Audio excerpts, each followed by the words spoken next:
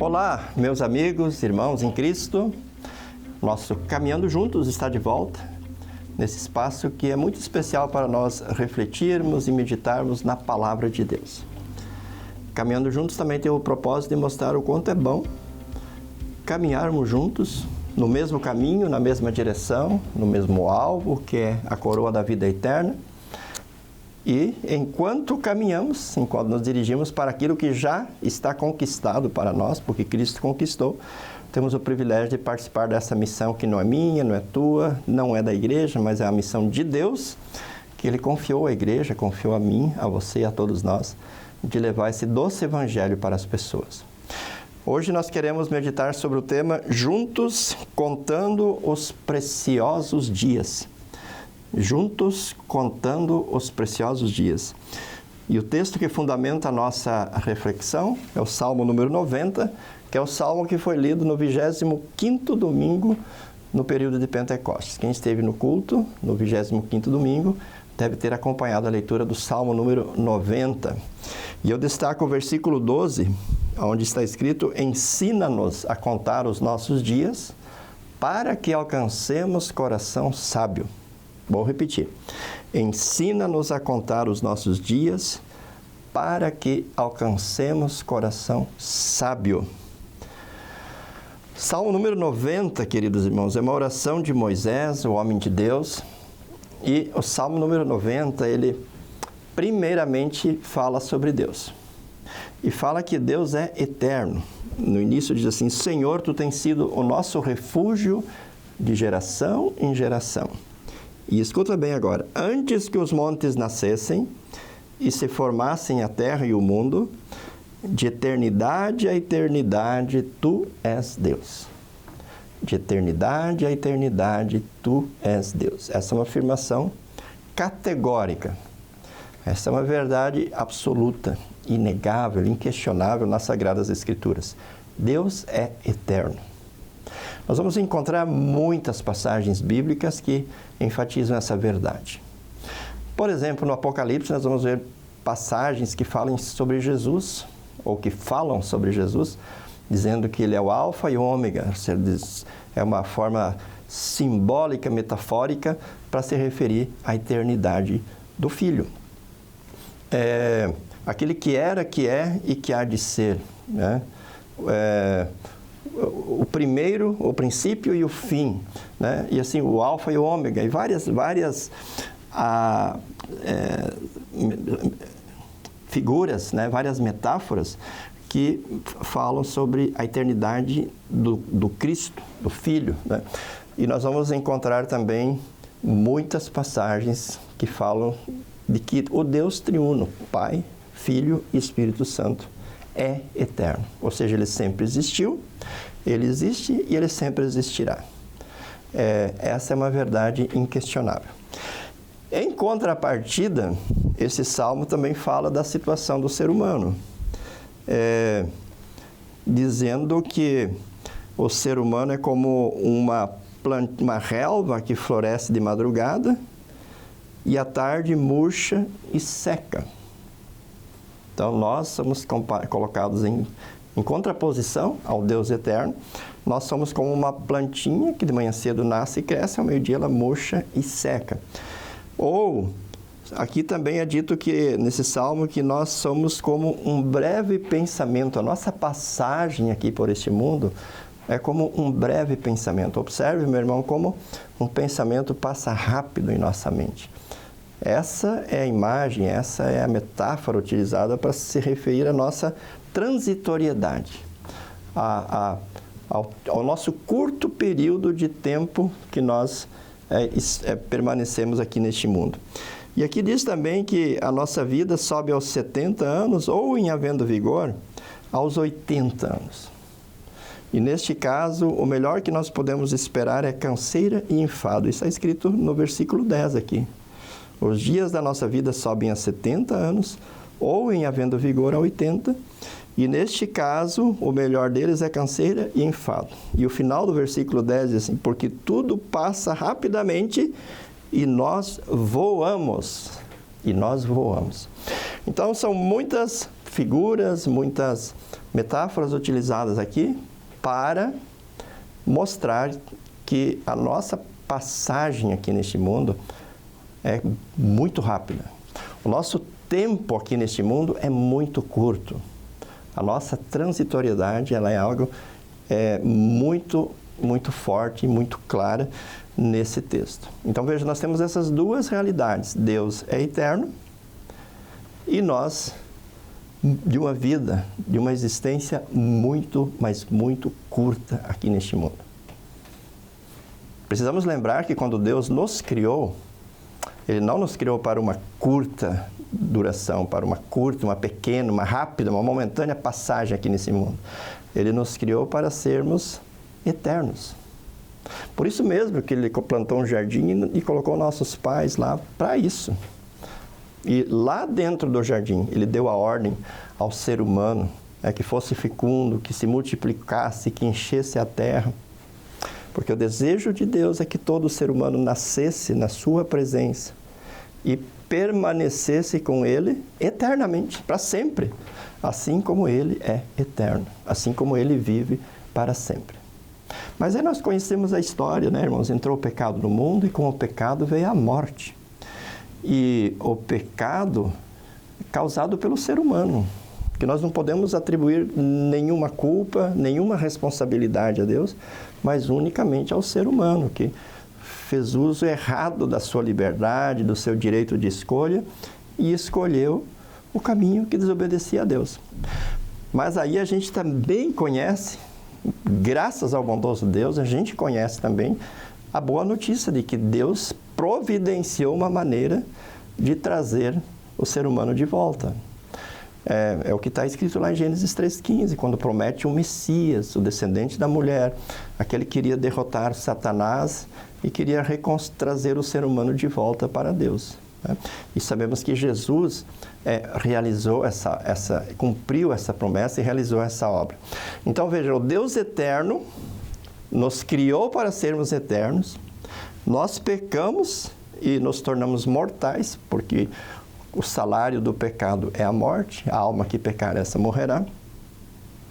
E aí o Deus eterno decide entrar no tempo, na nossa realidade, na nossa história, se humanando, se encarnando, se tornando um de nós, cumprindo a lei, pagando a nossa dívida, a nossa culpa na cruz do Calvário, nos reconciliando com Ele mesmo.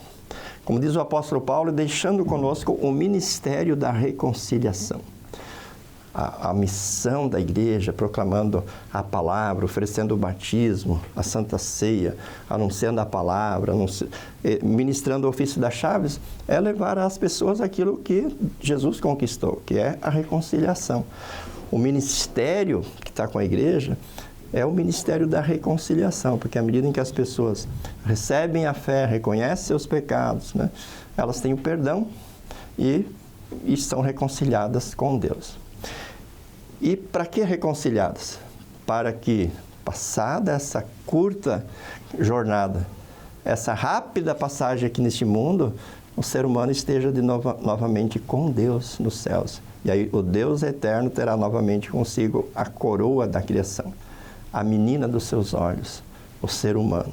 O Deus eterno dá novamente a possibilidade ao pecador de ser eterno, de viver eternamente, de desfrutar junto com Ele, com todos os salvos nos céus, uma vida plena e perfeita, sem lágrimas, sem dor, sem sofrimentos, sem absolutamente nada que possa causar dor ou sofrimento para a pessoa. E aí, nesse contexto, falando da eternidade de Deus, falando da transitoriedade do ser humano, mostrando, né, no contexto bíblico, o que Deus faz pelo ser humano, aí vem essa oração preciosa. Ensina-nos a contar os nossos dias para que alcancemos coração sábio. Ou seja, Senhor, uma vez que o Senhor é eterno e nós somos de uma passagem tão rápida aqui neste mundo, e uma vez que o Senhor providenciou o meio para que nós tenhamos de novo a vida eterna, ajuda-nos a aproveitar bem esse curto período de tempo. Que a gente tenha sabedoria para alcançar um coração sábio, ou seja, Um coração que crê em Deus, um coração que crê em Jesus, um coração que crê no Evangelho, um coração que descansa no Evangelho, um coração que vive o Evangelho, que compartilhe o Evangelho ao mundo. Então nós podemos dizer, queridos irmãos, a partir do contexto bíblico, que essa nossa vida, esse nosso curto período aqui no mundo, nada mais é do que um período de oportunidade. Os preciosos dias que Deus nos concede, quer nós vivamos 70 anos, 80 anos, 100 anos, 50, 40, 10 ou um dia, esse período aqui é um período de oportunidade. É a oportunidade de receber aquilo que o Deus Eterno fez através do seu Filho que entrou no nosso tempo, na nossa história, que assumiu a nossa natureza e conquistou o perdão e a salvação.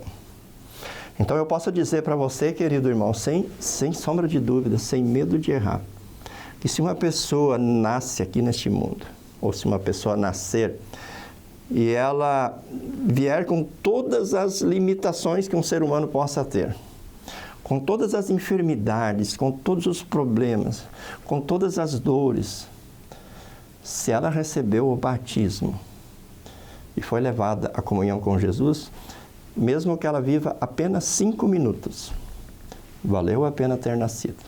Ou que ela viva um dia e meio, uma semana, valeu a pena ela ter nascido, porque ela recebeu o que de mais precioso o ser humano possa receber aqui neste mundo, que é a reconciliação com Deus. A oportunidade, o tempo da oportunidade foi bem aproveitado nesse período que ela esteve aqui. Agora, por outro lado, a pessoa pode ter todas as riquezas, todas as glórias, todas as fortunas, todos os benefícios, todas as coisas boas imagináveis aqui neste mundo. E ela pode ter vivido 100, 150, 200 anos, o que é impossível. Se ela não conheceu Jesus, se ela não confiou em Jesus, se ela não foi colocada pelo Espírito Santo em comunhão com Jesus, não valeu a pena ela ter vindo a este mundo. Aliás, seria melhor ela nem ter vindo ao mundo. Seria melhor ela nem ter nascido. Porque passado essa vida, que é um período de oportunidade, e mesmo que seja, do ponto de vista, uma vida longa, mas do ponto de vista de Deus, ou da Bíblia, uma vida curta, porque aqui fala também no versículo 4 que para Deus, 1000 anos, aos olhos de Deus, são como o dia de ontem que se foi e como a vigília da noite. Ou seja, mesmo que a gente viva 100 anos, aos olhos de Deus, sempre vai ser uma passagem curta. E se a pessoa viveu esse período sem ter sido levada à fé em Jesus, sem viver na comunhão com Jesus pela fé, não valeu a pena ela ter nascido, não valeu a pena ela ter vivido, porque ela não receberá a coroa da vida eterna. Ela perderá aquilo que de mais precioso alguém pode receber nessa vida e na forma plena, na sua plenitude, na eternidade, que é a salvação. Por isso que o salmista faz essa oração. Ensina-nos a contar os nossos dias para que alcancemos um coração sábio. No contexto bíblico, a sabedoria é o próprio Jesus. Nós vamos encontrar textos que falam da sabedoria encarnada. Nós temos manifestações de louvor à sabedoria, que é o próprio Cristo. E quando diz, então, ensina-nos a alcançar coração sábio, ajuda-nos a, nesse curto período de tempo, depositar a confiança do nosso coração em Jesus Cristo, o Filho de Deus, nosso amado Salvador. Irmãos, a gente precisa refletir muito sobre a nossa vida. Às vezes a gente se envolve nas correrias, nas lutas, das batalhas, na luta pela sobrevivência, nessa guerra que nós vivemos em nossos tempos, nesse bombardeio de informações, nessa guerra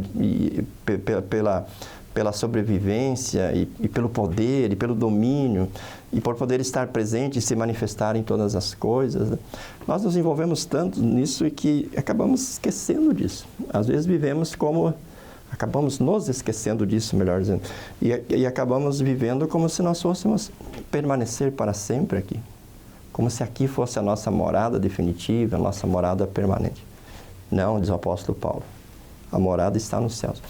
E quando o apóstolo Paulo fala em 1 Coríntios 15 sobre a ressurreição, o grande capítulo da ressurreição, ele vai lá dizer no versículo 19, se a nossa esperança em Cristo se limita apenas a essa vida, somos os mais infelizes de todos os homens.